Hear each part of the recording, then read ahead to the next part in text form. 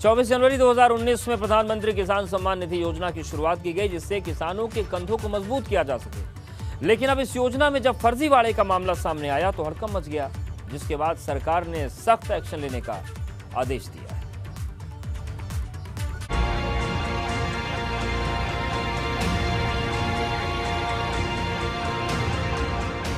किसानों को आर्थिक रूप से मजबूत करने के लिए सरकार एक के बाद एक योजना चला रही है, जिसमें से एक प्रधानमंत्री किसान सम्मान निधि योजना की शुरुआत की गई थी, जिसने कई किसानों के चेहरे पर मुस्कान खिला दी थी।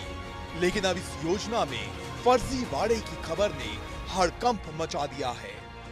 योगी सरकार में कृषि मंत्री सूर्य प्रताप शाही ने साफ कर दिया है, प्रधानमंत्री किसान सम्मान निधि योजना सिर्फ किसानों के लिए है और जो इसका हकदार नहीं है उनको इस योजना का लाभ नहीं मिलेगा।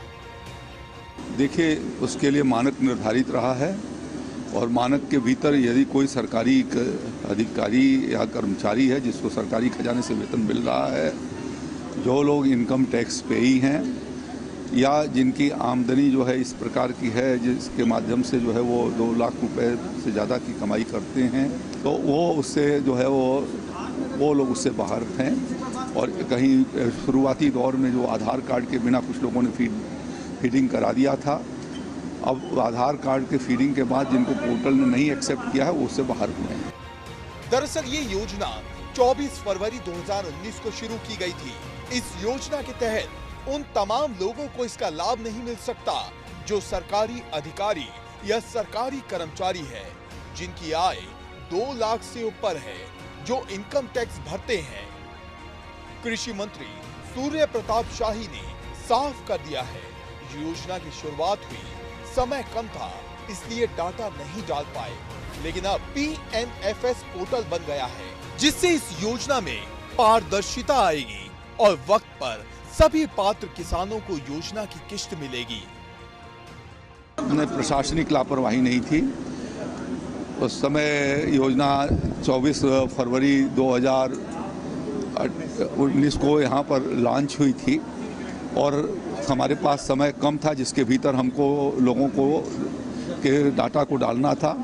जो हमारे पास किसान पारदर्शी योजना के भीतर जो लोग थे वो आधार से लिंक नहीं था, उसको हम लोगों ने डाला।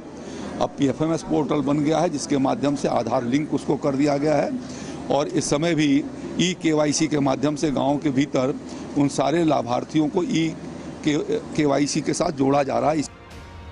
फर्जीवाड़ा करके गरीबों और किसानों के हक पर जो डाका डाल रहे हैं, उनके खिलाफ योगी सरकार लगातार एक्शन ले रही है और उम्मीद है आने वाले दिनों में वो चेहरे सामने आए जिन्होंने किसानों के हक पर डाका डालने का काम किया, क्योंकि योगी सरकार फुल एक्शन मोड में है।